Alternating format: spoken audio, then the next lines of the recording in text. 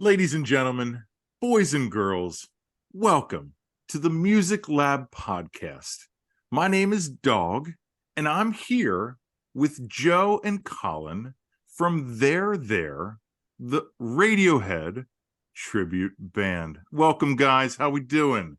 Hello, we are doing wonderfully well. Thank you. Thanks for having us. Absolutely. So I have known you guys now for, I'm going to say, since pretty much the beginning almost, since the Crossroads show in New Jersey. You remember that venue? And to that, oh my God, wow. Predates my knowledge, but that sounds awesome.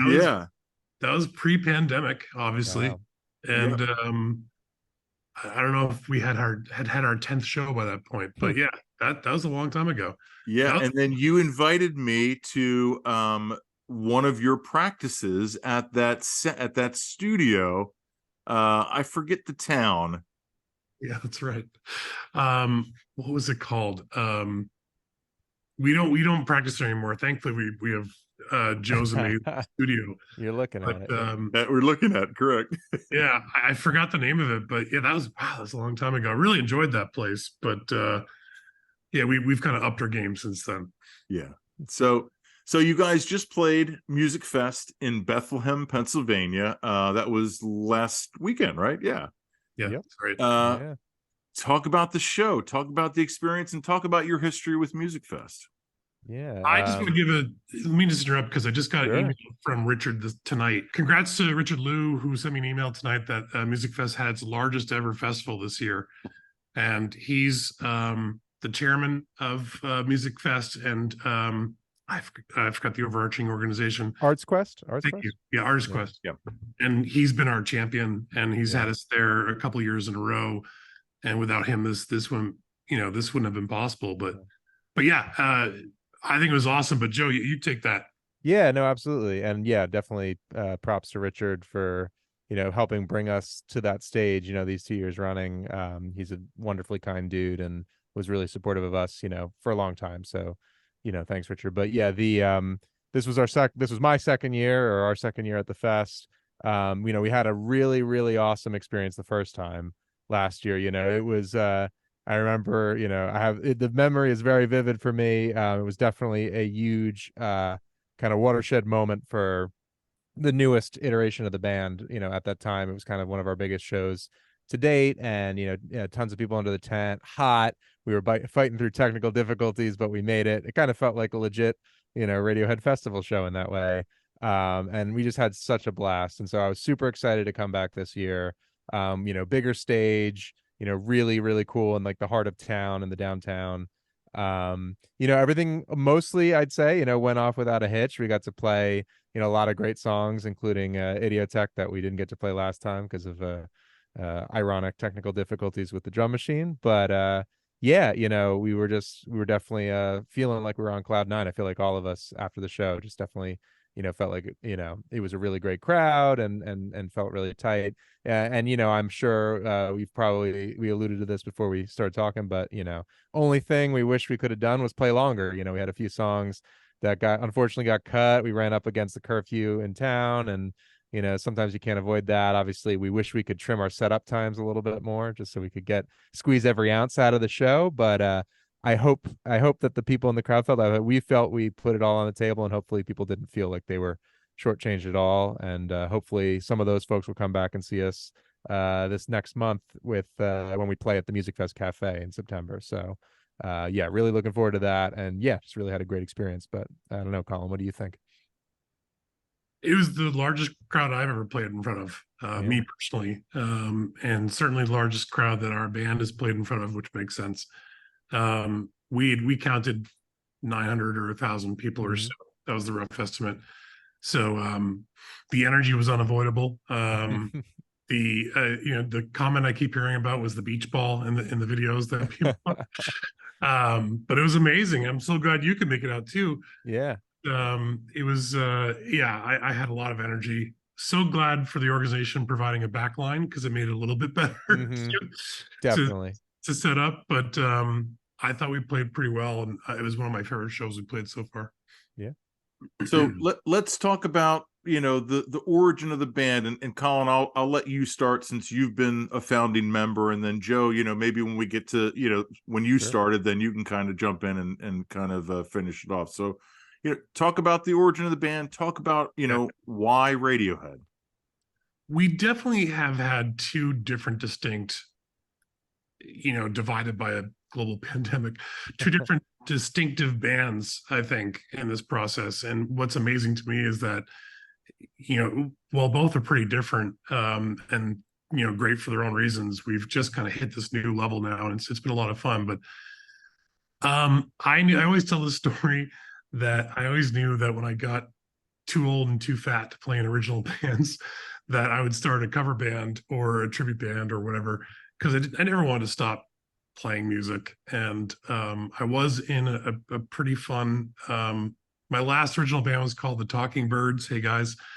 And I remember looking at this band shot, and these kind of skinny Brooklyn kids, and me, this monster, kind of like so I always said to myself that okay, it's time to move on. And I knew I wanted to do a cover band, and at the time I was kind of digging Pink Floyd too, and I originally wanted to do a Pink Floyd thing, but there were a lot of Pink Floyd bands out there. And I love Radiohead, and they're easily my favorite band, at least at the moment, and at least for the last 10, 15 years. And two is just, I'm very sure Joe will agree with this. It's a real musical challenge, even for the drums. I mean, I remember, going off track here, but I remember listening to the bass and drum parts, without paying that much attention before I was in the band, thinking like, this is easy, this won't be a problem. And then when I started trying to tackle the parts, I was like, oh, this is not easy, and these are complicated parts. But yeah, the first iteration of the band, we formed on Craigslist, and it came together in a week. The only original members from that version of the band are me and Ben, our Johnny. I'm the drummer, by the way. And it was a lot of fun. We got a lot of great shows right off the bat. And Sean, our singer, was, pretty young and still is pretty young. Hey, Sean. And had a lot of energy and really kind of plugged that energy into the rest of the band. And we thrived off of it. And then the pandemic happened. And actually, before the pandemic happened, I actually don't remember how this happened, but at some point, Joe joined as Ed. Because we lost our Ed, and I'm going to transition to you, Joe, in a second. Sure. We lost our Ed because he had a baby, hey Matt, and Joe came in as Ed. But I knew that Sean was leaving, so I had a master plan to move Joe into the lead. And yeah, right after the pandemic, we started playing shows again, and take it from here, Joe. Yeah, so I was kind of doing my own thing off of my own world, making videos for YouTube. I have, the channel that I've been working on since about 2018, just mostly doing like Radiohead covers with a couple of friends from around the globe. And I was just kind of, enjoying that kind of version of things, the kind of recorded recreation process, and kind of honing my craft on that and writing songs and things. And Colin reached out to me. I think it was towards the tail end of the pandemic, maybe like 2021, late 2021. All a blur. Well, I wouldn't say tail. I guess it was before some of like the Delta, Omicron stuff, things like that. I know we had a bunch of shows on the books when I joined that ended up keeping getting pushed, and then they got pushed into the point where Sean had already left the band, and so we had to kind of figure out what to do for those shows under the new lineup, which was kind of fun. But so I mean, I joined originally as the Ed O'Brien role, which I was also stoked to do. And I mean, I have also loved this band now for a long time. I kind of got into them more in college. I had a lot of history with more classic rock, things like Pink Floyd and Led Zeppelin and Jimi Hendrix and things. I was in cover bands throughout high school and college, but really got into Radiohead again, partially due to the musical complexity, the things I was picking up on that really inspired me. And just, really awesome songwriting and melody, which made me really want to, sing and perform a lot like Tom. And so, I joined as Ed O'Brien, was really happy in that role, enjoying the soundscaping. I do feel like he plays a really vital part within the band. If you didn't hear Ed O'Brien, it probably wouldn't be Radiohead. But yeah, as things kind of changed and life happened, for everybody, and the band was shuffling, Colin asked, would you like to step up and do Tom? And I said, absolutely. I'd be happy to do that. That would be super fun. And then we kind of brought along my friend Corey, who was my college roommate and friend, and we played in an originals band called Burn Holiday. I knew he could tackle the Ed stuff because he had done so with me in some of the YouTube videos.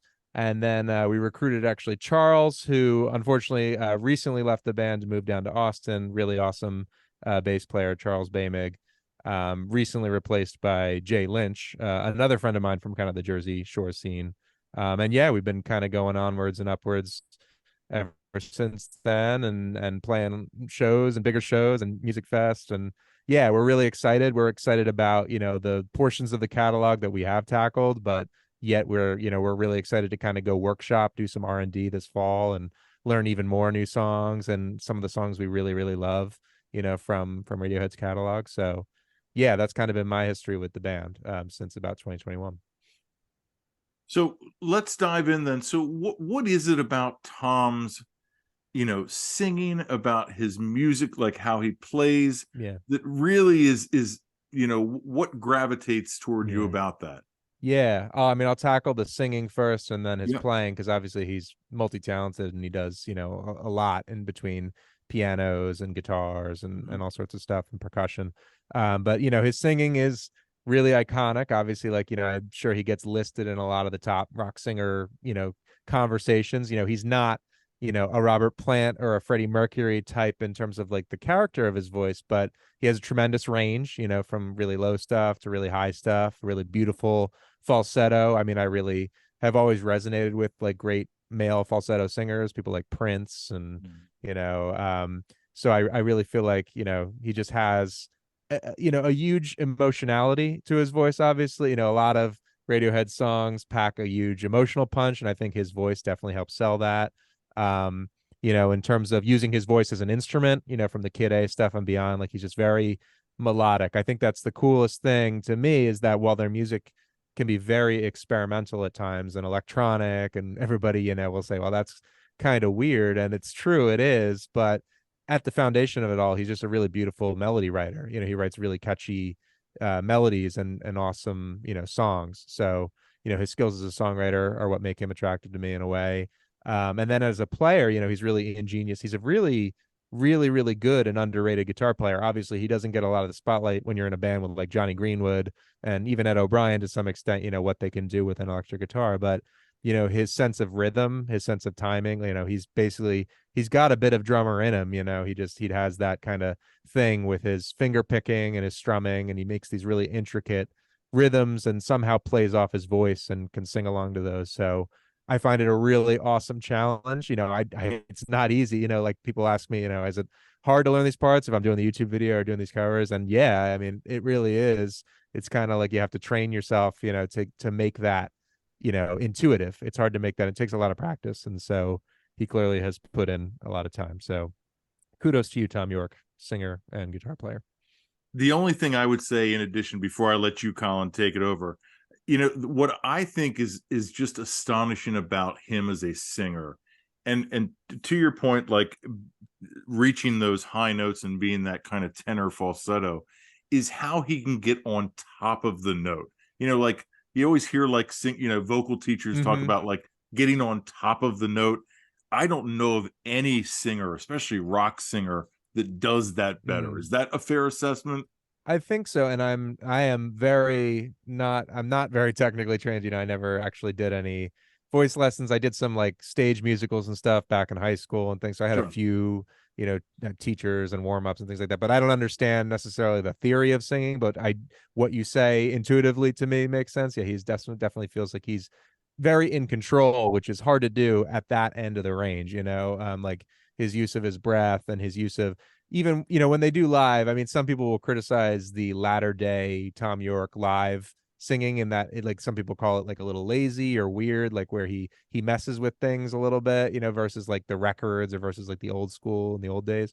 But I just think he's like very creative, and he will do things with the melody live, and that are really ingenious and rhythmic and cool, and like on and pretty, he can be on key. It's not about like whether or not he can always, and he still can sing. It's just he doesn't take himself too seriously, but also is really creative with it. So Colin, what you got? I'm still thinking about the Tom comments, and I think Joe really said it pretty perfectly. I mean, and the thing I love about Radiohead is that, it's funny. I joke with Joe sometimes that Radiohead can screw up on stage, and it's just like, oh, that's just Radiohead. Yeah. We can't make the same I mistakes know. because we get judged on a whole different level. Yeah. But that's the great thing about Tom is, we put a lot of work into figuring out tempos and feels. And for anyone listening out there who actually comes to our shows, we do pick specific versions of songs. Like, let's play There circa 2003 at Glastonbury, or we're actually right now talking about playing Kid A, Mhm. 2003, what's Beacon that? Theater. Beacon Theater. Beacon Theater version, Yeah. right? And we do pick those things out. And the point about Tom I'm trying to make here is that, yeah, he changes it up every single time. And I think he really, if I were to get in his head, I think he would probably tell you that he appreciates an organic interpretation of the songs every time. And Yeah. I don't think Phil does that. He definitely, I was listening to if you listen to various versions of especially Pyramid Song, or you know, All I Need is a good example, right? Yeah. There's versions of All I Need where he plays it like super speed, right? And there's some versions where he plays it really slow. I think the whole band really just likes that organic interpretation with each version or each tour of the song. And that's why I appreciate it. But for Phil, it was because I was balding, and because he's been a lot of fun. And I grew up, I'll ashamedly admit, as a kid of the 80s, that I grew up listening to Neil Peart and Stuart Copeland, and those No were shame in that. They're excellent well, drummers. when you're a drummer in the 2000s or the 90s, you hear you're too busy. Yeah. It's true. Like, those drummers were really busy. Yeah. And I think I've gotten a lot of that out of my system at this point, mostly because I can't do it anymore. But what I love about Phil is that he can be busy without filling, if that makes sense. Like, he's plays so many intricate patterns. When you're a drummer, you're taught to play on the hi-hat during the verse, and on the ride during the chorus. Like, he literally does the exact opposite. Just because I think he probably planned out, like, I want this to be a little bit different. And the drummer from the National is a lot like Phil, and it's totally different playing styles, but I think they try and approach the part as the antithesis of what a normal drummer would do. And that's what I really appreciate about it. It's challenged my habits, and I've been playing drums for 40 years. And sometimes, Joel will hear me switch back to a traditional fill by mistake, right? When I remember, oh shit, I have to do this fill instead. So he just challenges, traditional drumming styles, and it's been really fun to challenge myself to try and play like he does. But it's also that he has grown so much as a drummer in Radiohead's career. I think on Pablo Honey and even the Bends, to a certain point, you could see he still had a lot of challenges. And he's just gotten so much better and has been influenced by so many different kinds of drummers, including, Jesus Christ, why am I losing names tonight? The other drummer, Clive. Oh, Clive. Yeah. Oh, right. Clive, Clive Demon, who is clearly a jazz drummer, traditional grip, attacks the drum set in a roundabout way. And I think even Clive has had some influence on Phil too. So anyways, it's just a long way around of saying, I feel like I'm a pretty accomplished drummer. I've been doing it for a long time. And when you try and learn someone like Phil, it just challenges like what you've already been trained to do, and to completely rethink the kit, if that makes sense. Yeah, absolutely. So I'm not going to ask you guys what your favorite album is, because it's just silly and it's just Why not?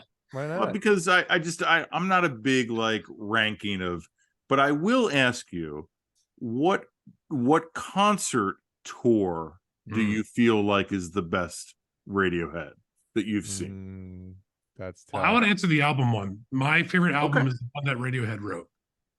It's the one that, okay. All right. All right. Yeah. I mean, I was going to say all of them too, but I was also honestly going to say, okay, computer, but that's for personal nostalgic reasons because that was Sure. my It's entry point. mood. But also, and it's a great album. But like tour wise, in terms of era and tour, also personal bias. The first time I saw them was on the King of Limbs live tour. And while you can pick so many moments, right, from their history, you could pick 1997 Glastonbury or 2003 Glastonbury, or, different moments where there were kind of turning points, or the Kid A tent tour, things like that. King of Limbs, I mean, they were presented with this challenge. They wrote this really uniquely weird and rhythmic record. And they're like, how the hell are we going to play this live? And they did, and it was so cool that it was just like, it was like a whole other album. It was like a whole new version of all the songs. It had this energy, and that was the first time they had Clive. And it just, some of the versions of the songs they were doing, even of their old songs in a two drummer format, um was really super cool. So I feel like, and they continued kind of that energy with the Moonshaped Pool touring, but I think King of Limbs was like a really big moment for them touring wise, for sure. Yeah. That's my era. For me, I think it's a tie between the '03, that tour, and the Moonshaped Pool tour, because again, to your point, the two drummers, it just works for them. And most bands, like when you add two drummers, it doesn't always work. But man, for Radiohead, it really, really has worked. How about you, Colin? What's funny is I distinctly remember seeing Radiohead in '95 or '6 in Boston, and not really remembering who they were, or knowing who they were. So I'm not sure if I count that. I know I saw them. I don't remember it because I wasn't that into Radiohead in those days. Yeah. But so I kind of have to go by what I've seen on video. I personally think in '03 they're at the very height of their powers. And from a drumming standpoint, I really like the sounds that he achieved the most on the '03 tour. It was a very powerful sound. It's funny, I have the drum kit I have right now is a replica of Phil's, with the exception of the kick drum. And it's kind of a jazzier drum kit sound. And I don't like it as much. It's such a stupid rationale, but I don't like it as much as I like the '03 sound of the band, if that makes any sense. Sure. But I've seen personally '95. I didn't see '03, which I'm really sad about. I saw '06. I saw King of Limbs. I saw the most recent one. And from what I've seen on the internet, '03 is my favorite from how they sound and where they were in their careers. From what I've been to, definitely Moonshaped Pool. I remember when they walked out to Daydreaming. Thank you. Yeah. It's late. Sorry, guys. And the stage light, and it's nothing happening on stage. Wondering like, what are these guys doing? And when those big lights come up, you're like, it just reminds you that Radiohead's gonna do something new every time, and fool you every time. And they just blew me away. And you don't get that same jazzy sound when you're there on the front row and those 15 subs across the stage are literally wrecking your rib cage. But yeah, favorite one that I've been to is 18. And the favorite one I've seen on the internet is Glastonbury. When I think Joe and I had the same thought, we were like, this is the 20th anniversary of Glastonbury. We should do that. And yeah, it's time to put it away. This will be the last show in Bethlehem that will do it. But it's been a really fun show to replicate. Yeah, it really, I mean, I think that Glastonbury show, to your point, that might have been like their pinnacle like moment. And if it isn't, that's fine. But if it is, like, I think that's perfectly fine too. Like it's a win-win. But well, it goes back to the two Radioheads thing. But it's more on that. It goes back to the two Radioheads thing, because if you go listen to Radiohead at Beacon Theater, it's a completely different show and a completely different feel. But it was like 2 weeks later or something like that. So, and the set was almost totally different, and it was a totally different, like, small theater feel. So that's what's so great about them, is they can pull off big arena tour and they can pull off small theater. That's why I love them. Yeah. So I so I guess let's talk about then. You have the show next month, correct? And then the rest of the year, then we're kind of taking a break, right? So next month is the last time to see you guys this year. Is that correct? That is right, unless of course, some random somebody says, "Hold on, I've got a private party and we're getting you on a jet and you're gonna go play." Now, yeah, most likely, more than likely than not, next month will be our last show for the year. But like we said, we're not gonna take a true vacation. We're gonna be getting in the workshop and working on some new songs. Teasers, spoilers, maybe. I'm thinking things like Bloom, 15 Step, some big ones from Radiohead's live canon from recently that is a glaring oversight that we don't play yet. Some more Kid A stuff, Amnesiac stuff. We're all excited about. We kind of took a quick straw poll and we have a kind of a hit list of maybe 10, 15 things we want to learn. So that's what I'm obviously very much looking forward to the show, but I'm really looking forward to keeping things fresh. So Dog, let me ask you. We debate this internally, but I was racking my brain, Joe, about what anniversary is next year, and I couldn't figure anything out. But Dog, do you like the replicating a certain tour or anniversary album, or doing like we're going to do OK Computer, or would you like when we just get up there and do a organic set? I think it really depends on how many times you play next year. I think if you only play like 5 or less times, then I think like doing like a Glastonbury set or something like that then is appropriate. But if you're planning on playing 8 to 10 shows, then I would say mix up the set list every night. Kind of do it like an actual like a live show. Or but you could focus on like a particular album, Yeah. But I mean that's just my opinion. But yeah, that's kind of the direction I would go. I mean, it is. Sorry, Go ahead, Joe. Colin. I was just say, yeah, I mean, it is a trade-off, obviously like the theme shows, the album shows, like they're really fun for us to like it is fun to get into that headspace. Like I really enjoyed prepping for the Glastonbury type shows this year. But yeah, it did for maybe by the third or fourth time we were doing it, we just thought to ourselves, like, well, we only have so much room in the set slot time for extras, and like we really want to make these encore songs count because there's a little bit the time machine element does put you in a couple funny places when like you can't play any in rainbows. Like that was probably our biggest crutch this year was like we're playing Glasgow 2003 and everybody's yelling for Weird Fishes, and I'm like, technically that album had not come out yet, sir. So but like we I think like I think it can always and ever be like a hybrid. We figure it out, and yeah, hopefully we play as many shows as we did this year next year, if not more. And so we'll have plenty of opportunities to try to develop some cool experiences, be it theme shows or mix up sets. So, and speaking of that, for a little tease, I don't think the Bowery group will be upset if I do this, but yeah. We are playing. Joe, I hope you remember the dates because I can't remember the dates. Oh yeah, I do. We do have a show booked again at the Sinclair in Cambridge, Mass, which we sold out last year. A big room of 250 people. We're playing there in January. January 6th. January, thank you. And we should probably announce that soon. Yeah. And we also have a show at the old Highline Ballroom, which is now called Racket, New York City. That's a real big room. So I've been pushing them to let us announce it very soon on January 20th. Yeah, 20th. Yep. Okay. So that's our sneak peek. Those are not announced yet. So hopefully your listeners will be excited for that because those are 2 really big rooms that we're going to be excited to play. Yeah. And a good way to kick off the year, right?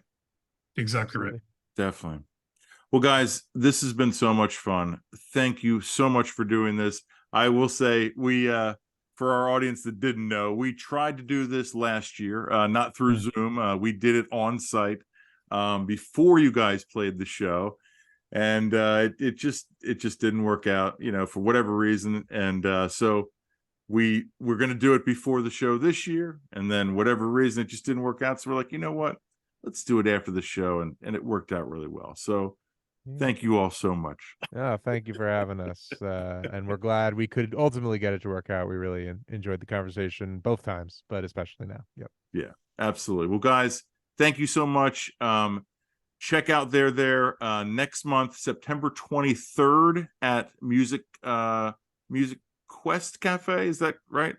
Music Fest. Music Cafe. Fest Cafe, September 23rd. And then, like they said, 2 shows in January, Boston and New York City. So and also we're at www.therenyc.com. Excellent. Yep. So guys, thank you all so much for watching. Thank you so much for joining. I've been Dogg. You've been great. This is the Music Lab podcast.